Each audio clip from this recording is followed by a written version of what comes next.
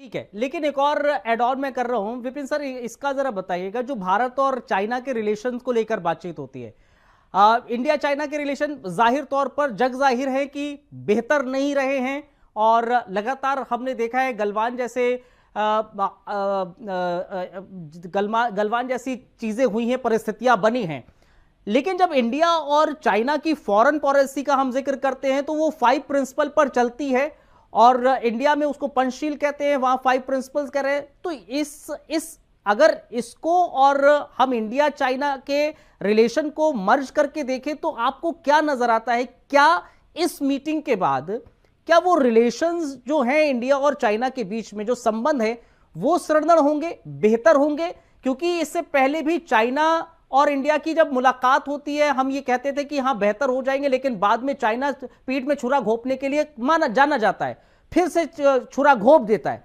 क्या हम आज की तारीख में ये हम कह सकते हैं पूर्णतः कि नहीं, आज के बाद वो रिश्ते थोड़े से सुधर सकते हैं, बेहतर हो सकते हैं, क्योंकि परिस्थितियां आज ऐसी हैं? अब तो जो एक बात है कि आप चीन पे कभी भी भरोसा नहीं जता सकते, तो यहाँ पर हम लोग आशावादी जरूर हैं, लेकिन हम ये अगर उम्मीद कर लें कि चीन बाज आ जाएगा या चीन अब बिल्कुल एक परिवर्तन आ गया चीन में, या हमारे इस वार्ता इस समिट के बाद बस चीन हमारे साथ जुड़ जाएगा, ऐसा नहीं हो सकता।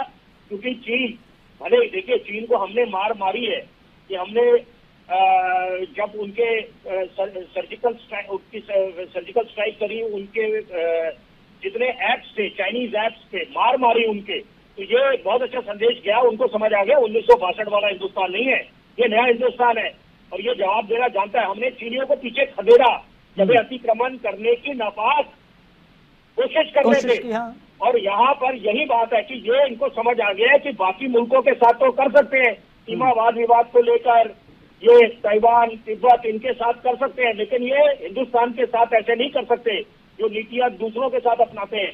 और ये अच्छी बात है, तो इसलिए वो समझ गए।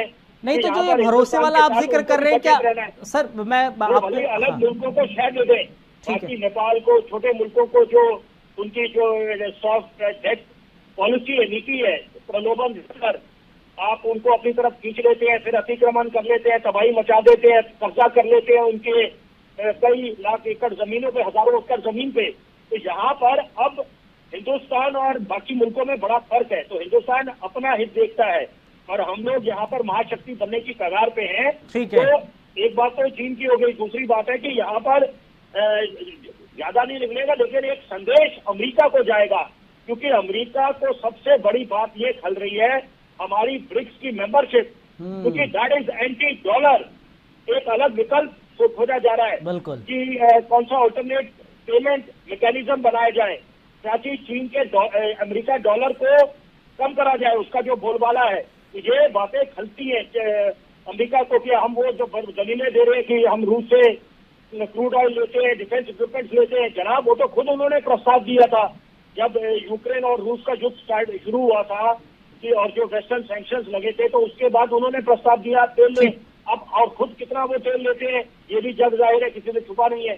तो ये बातें अभी कथनी और करनी में फर्क नहीं होना चाहिए। फाइनल निशाने लगेंगे हिंदुस्तान के इस दौरे से, प्रधानमंत्री के।